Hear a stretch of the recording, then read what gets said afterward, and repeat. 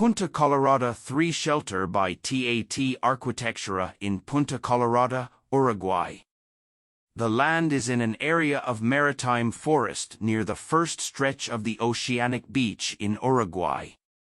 Here it has a diverse number of native species living in an obscure ecosystem. Amongst these species are the Eucaliptus, Coronilla, or Aruera, among other valuable species that we must preserve to build a narrative about the future architecture project and its immediate landscape.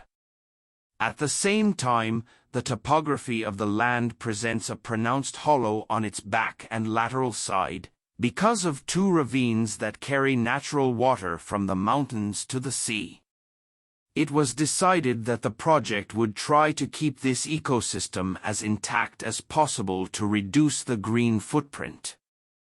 It is decided to opt for a stilt-type foundation system made up of concrete piles that will be supported on the ground, leaving the entire construction suspended on the irregular surface of the ground.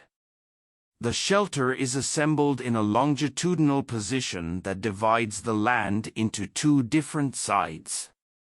The first one is pointed to the north, and it is organized in a logical way, as there is an interior-exterior access link. The second one is south-facing, where there is a new contemplation logic to look at the landscape from a series of specific cutouts in the shell and cover.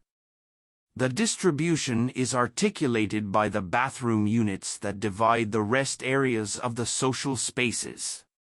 The project has been modulated with structural porches that are exposed inside and out of the building, giving rhythm and texture to it.